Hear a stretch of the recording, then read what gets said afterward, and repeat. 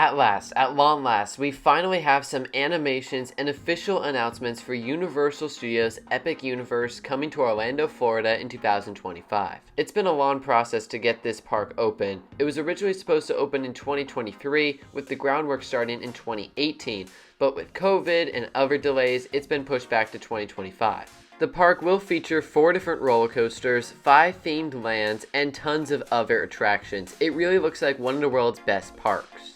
It's also going to about double the size of the Universal Orlando Resort, which is absolutely crazy. Like Disney World, this is going to be a resort that you're really going to need 5 days to experience everything.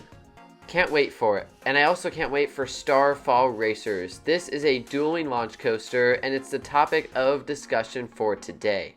We're going to walk through the layout and what the experience could look like on Starfall Racers.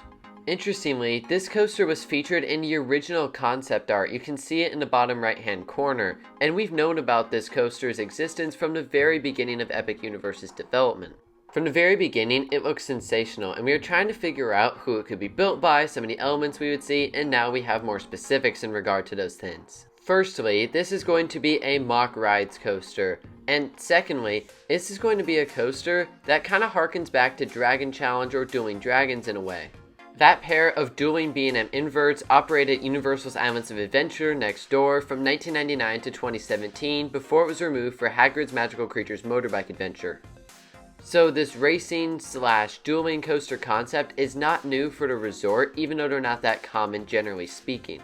A lot of people seem to believe that Mack Ride's best coaster model is their multi-launch, specifically probably the Extreme Spinner, but that's basically a twist on their multi-launch model. Starfall Racers is going to be a Mack Ride's multi-launch coaster, and since we've seen Mack put together some very solid coasters of this genre before, I have a lot of faith that they're going to be able to make this thing run really, really well. And side note, outside of Time Traveler and Copperhead Strike, we don't really have any extreme Mack multi-launches in America, and this is going to be quite an addition to America in that department.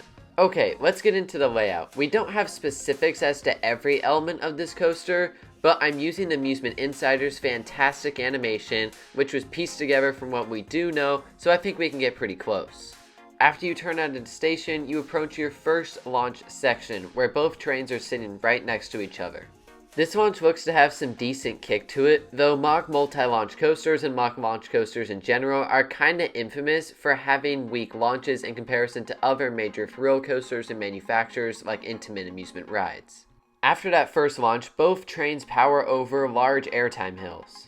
This is one element that is clearly displayed in the animation we got from Universal, and it looks like if we take these at the speed that these animations are showing, you could get some really great airtime. That drop in the back could be pretty sweet. I also think this might be the tallest moment on the ride at 133 feet. You then dive down and go into some dive loop type maneuvers. The tracks aren't identical here, but they're similar enough.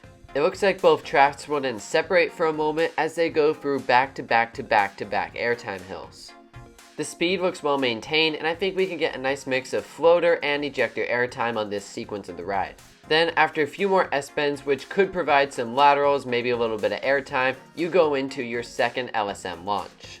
This one has more speed, and it looks a little bit punchier. I imagine this is where you hit your top speed of 62 miles an hour, which, in case anyone is interested, would currently make it the 7th fastest ride in Orlando, which is saying something. There's a lot of terrific stuff in Orlando.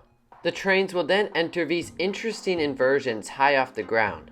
The train on the right side for this part of the ride will ascend higher before going through its maneuver, and then kind of continues that as it twists down to the ground, kind of like Iron Gwazi at Busch Gardens Tampa. The train on the left inverts quicker with a large straight drop following that. This coaster definitely has some re-ride ability, and there's no doubt that these are 2 separate credits because the layouts and maneuvers are not all identical, and these 2 inversions perfectly represent that. Both trains then hit an overbank going back to the right side. These look to be at a pretty steep angle, so I imagine there could be some decent force here. Each train then goes through some more S-bend and airtime hill style maneuvers. Some people might overlook the finale to Starfall Racers, but I think it's going to be really, really solid. There's going to be some good airtime, both from a traditional perspective and maybe even some sideways airtime on some of these hills. And with that, you reach the end of the coaster, and it really looks like a fantastic ride from start to finish. I love what they did here from a layout perspective and the dueling perspective. I'm just thinking how, generally speaking, Copperhead Strike at Carowinds is a pretty well received coaster, but from the looks of it, Copperhead Strike has nothing on Starfall Racers. That's not anything against Carowinds or Copperhead Strike, it's just tough when comparing a coaster that looks to be better in Starfall Racers. One of the things I love too about Starfall Racers is its length. I don't think anyone's going to come off this coaster thinking, man, that was too short. And there are some really great coasters that lack length, like the RMC Raptors, but I don't think this is going to be one of them. It looks like each track is 5,000 feet long, and that is substantial. So yeah, I can't wait for more announcements from Universal Studios Epic Universe coming to Orlando, Florida in 2025, because this is just the beginning. And technically speaking, this is in the park's entry area. Just imagine how good some of the other rides in this park and the themed areas can be. It is going to be wonderful. So there you have it, my thoughts on the initial layout of Starfall Racers coming to Epic Universe in 2025. Are you excited as I am for this park and this coaster? Let me know down in the comments, and thanks for stopping by.